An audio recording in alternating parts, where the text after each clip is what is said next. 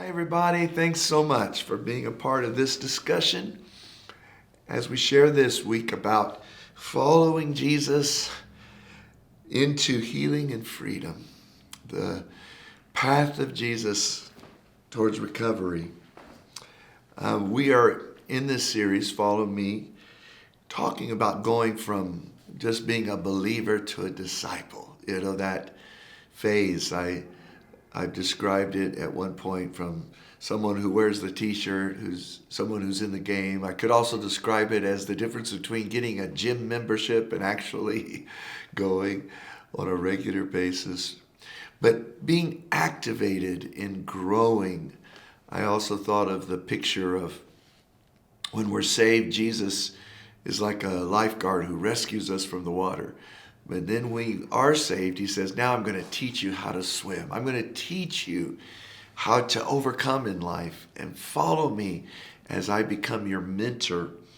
Last week we talked about the importance of following Jesus in learning to know God intimately, learning how to hear his voice, and how that changes everything. And this week our discussion is about following Jesus into being free from the hurts, the hang-ups, the bondages that have come from our past life. And I think all of you who followed Jesus for a while know where you go from that moment of, oh, it's just so amazing to follow Jesus.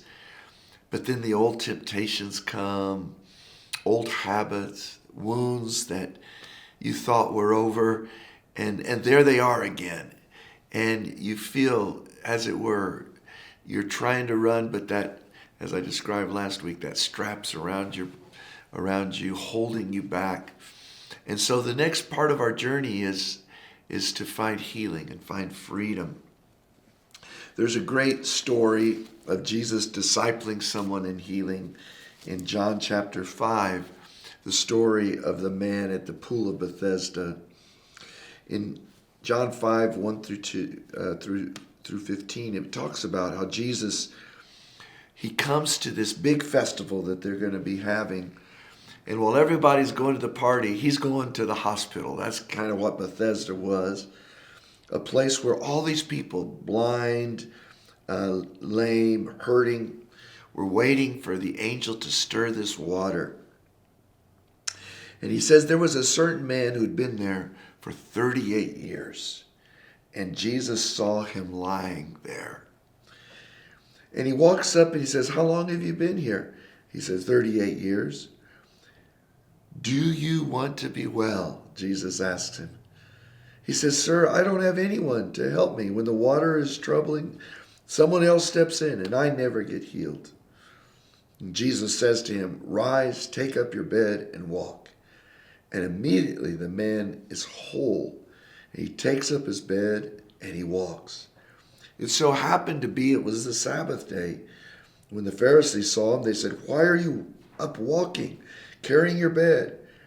And he says, the man who healed me told me to. And they said, who was the man? He said, I don't know. But later he finds Jesus. And Jesus asks him what he's doing. And Jesus says to him, I've healed you now. Quit your sinning, or worse things will happen. And from there, the man returned and told them it was Jesus who had made him whole. I love this story so much. Here is Jesus coming to a man who's been there 38 years. What a sad life. He was stuck in his hurt. Many of us know people who've been stuck a long time. But Jesus comes and he gives us this hope. And I just want to encourage us at Hope today. Jesus is the healer.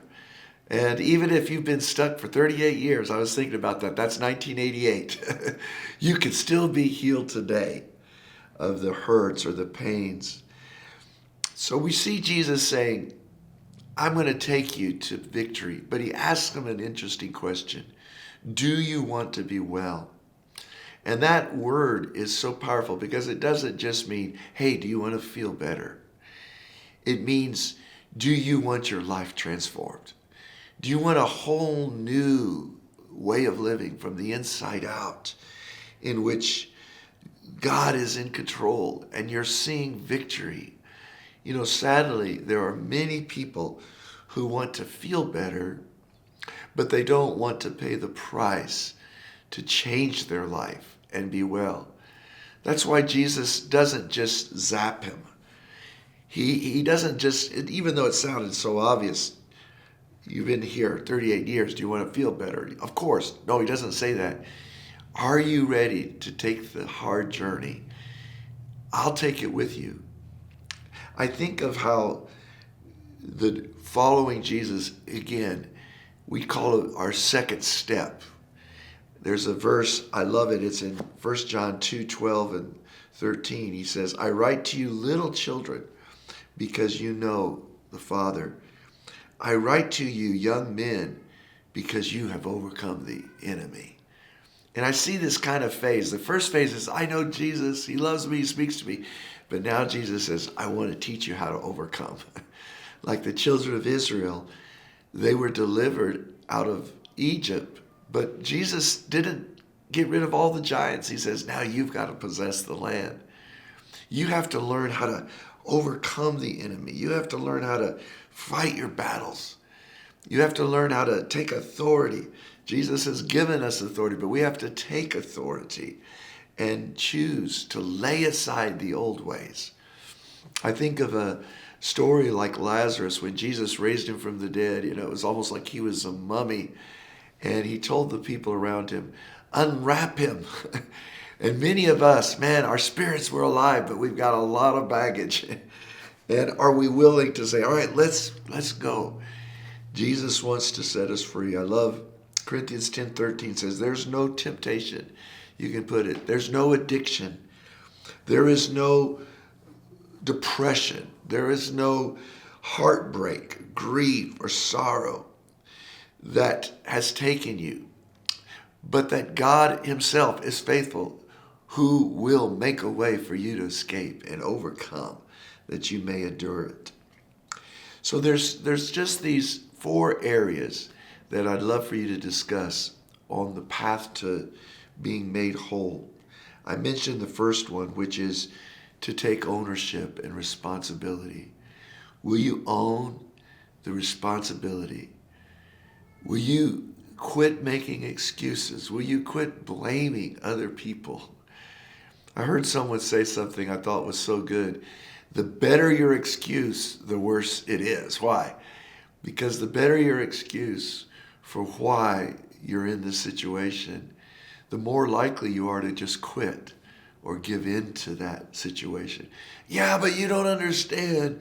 I went through this much and they left me and they hurt me. I do understand. Do you want to be well?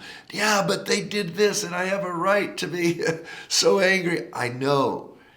And that's why I'm so concerned about you, because it makes perfect logical sense for you to spend the rest of your life just medicating your problem instead of being healed.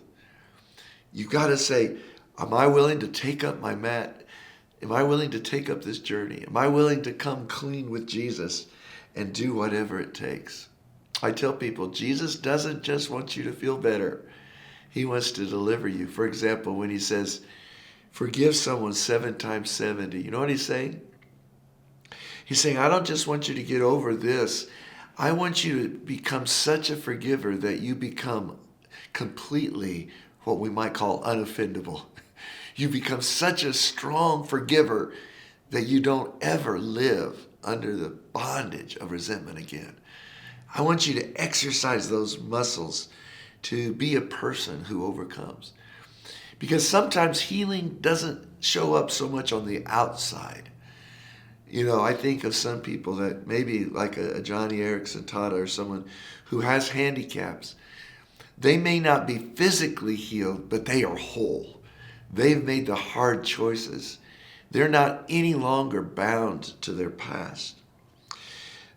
3 other things. Number 1 is take responsibility. Number 2 is to stand in the truth.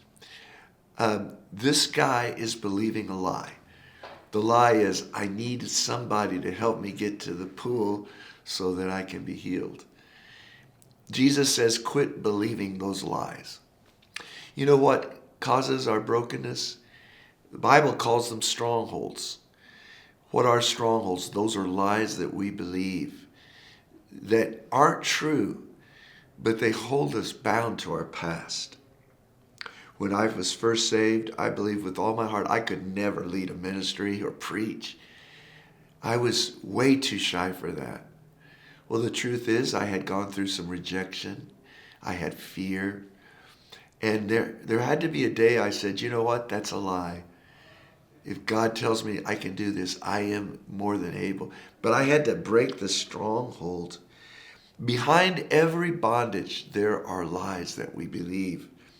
That unless we're willing to, the Bible says, cast down the strongholds, we're not going to be able to be free.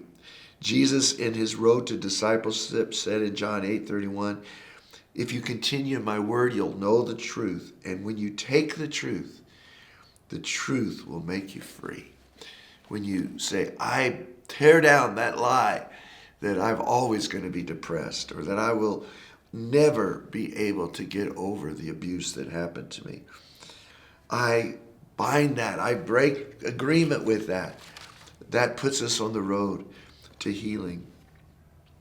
I was just sharing with a lady who talked about she came from a totally broken background. And when she got baptized and came out of the water, the Lord told her this very clearly. Don't ever call yourself unclean again. Don't ever believe that lie. Believe you're a new person. And that set her free. The third word is transparency. We have to take responsibility. We have to know the truth. We have to begin to be transparent. We need other people to help us be free. James 5:16 says, confess your faults one to another and pray for each other that you may be healed. What I've learned is that people who want freedom have to choose to be in relationship and come to the light. It's like, as long as we hold secrets, we're going to be in bondage. But when he came to the light, he told Jesus his story, and he got up and faced his brokenness. Jesus could set him free. And the last one I'll just mention is trustful obedience. We need to take responsibility. We need to stand on the truth. We need to be transparent. And we need to step out. Jesus said, get up and walk. Jesus said, begin to take action for your healing. Begin to go against maybe what you've emotionally always been used to doing. What action do you need to take that will allow the healing God's promised to be realized by you? Another friend I talked to this week said he and his wife had started to just drift apart. And the Lord told him, it's time for you to keep the Sabbath. For them, that meant take Saturday off and just be with each other every week. And after a few months, that brought healing to their marriage. For someone else, it might be going and making a relationship right. Go talk to someone that you've been offended with. For others, it may just be doing stuff like beginning to give praise and thanksgiving in spite of the hurt. Join a recovery group. Get involved in serving in ministry. But it's while we take steps that the freedom and the healing comes. I look forward to you all just discussing some common excuses that try to keep you from freedom and some ways God has taught you these things. God bless you.